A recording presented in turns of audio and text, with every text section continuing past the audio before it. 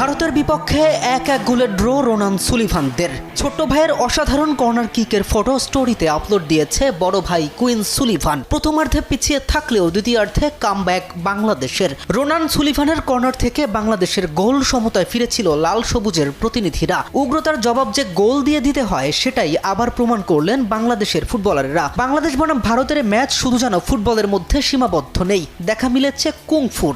একেবারে লড়াইয়ের ময়দান। মাঠের ভেতরে খেলোয়াড়দের উত্তপ্ত ছিল, এই মাঠের বাইরে ভারতীয় কোচিং স্টাফদের আচরণও ছিল উত্তেজনাপূর্ণ। পরিস্থিতি নিয়ন্ত্রণে আনতে রেফারিকে লাল কার্ড দেখাতেও হয়েছে। অনূর্ধ্ব-20 সাফ চ্যাম্পিয়নশিপের নবম ম্যাচে প্রথমার্ধ শেষে 1-1 গোলেই সমতায় ছিল দুই দল, আর তারপরে আর কোনো গোলের দেখা মেলেনি। ম্যাচের শুরুটা কঠিন ছিল রোনান সুলিভানদের জন্য।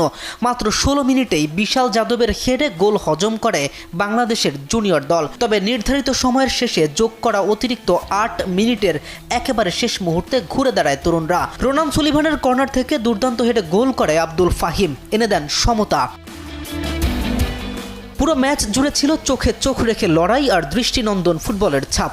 যদিও ভারতীয় খেলোয়াড়দের খেলায় ফুটবলের চেয়ে শারীরিক আক্রমণেরই প্রবণতা বেশি চোখে পড়েছে। যদিও শেষ পর্যন্ত কোনো দলই জয়ী নয়, হয়েছে ম্যাচ ড্র।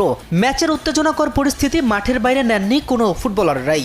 ম্যাচ শেষে একে অন্যের সাথে মিলিয়েছেন হাত, যেন ফুটবলের সৌন্দর্য এখানেই। মাঠে যাই কিছু হোক, খেলার জন্য, নিজের দলের স্বার্থে। আর তারপরে সমস্ত ক্রীড়াবিদই এক। আচরণ হওয়া উচিত এরকম বন্ধু সুলভ।